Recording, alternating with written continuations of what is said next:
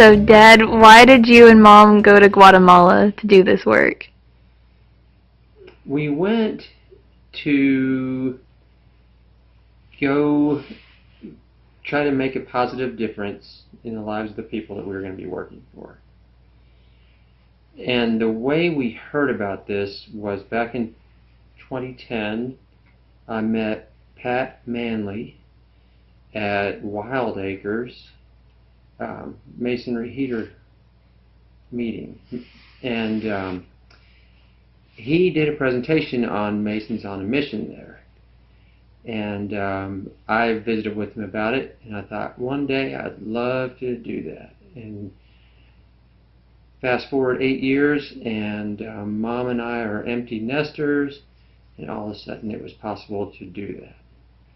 So we met up with the volunteers in Antigua after flying down to Guatemala, and we had a day to get oriented, and we went out to Lake Atitlan to San Marcos La Laguna, where we were based at the Hotel Paco Real, and each day we'd go out to build for a week. Okay.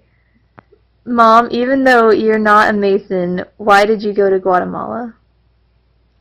Because Dad has talked about this since 2010, and he also had gone down there in 1991, 92, and 93 to do his field school work. So for the last 27 years, I've heard Dad talk about Lake Atitlan and how beautiful it is, and this was just our opportunity to go and for me to see it for myself and to help people. This was our very first build in San Pablo La Laguna.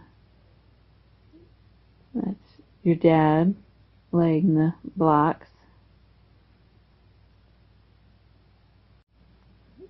Yes. Okay, this is the third stove that we built. We were back in San Pablo. And this is just a small room, and you can see all the soot up here on the wall. And behind Dad, this is actually the cook stove that the gentleman who lives there had built 8 years prior. And there's no door, and they only cook with wood. That's the baby in the house. I sat outside with the family, the kids, and they would ask me, "Como se dice?" and they'd point to something and ask me what it was called in English. So, Mom, you did a lot of interacting with the families. Oh, yeah. I loved talking to them, and especially talking to babies. And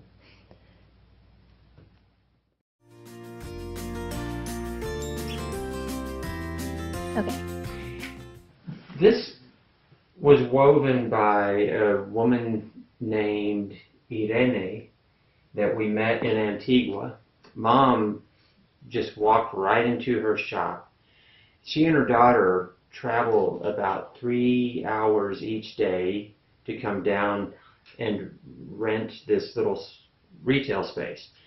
And everything in there she and her daughter have woven. And this really appealed to us.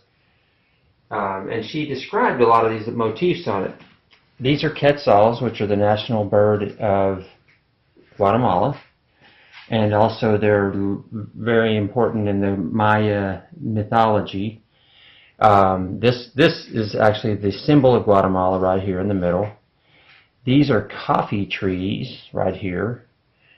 I asked her about these different motifs that are down here, and she said that this is a peine, which means comb, that the women use for combing their hair. Down here, they call these, I think they call them panales, which are the motifs that you see carved into some of the stone facing on the pyramids and on stela. And so it was kind of neat that these aren't just random shapes, but they actually have meanings. So her daughter had a beautiful name too, which is Chumil, and she said that means the estrellas en el cielo, the stars in the sky.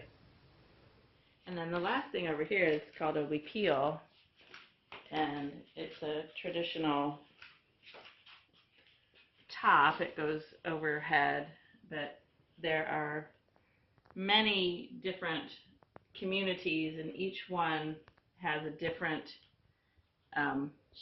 Style. and you can often tell where a huipil is from by what's woven on it and the colors that are used.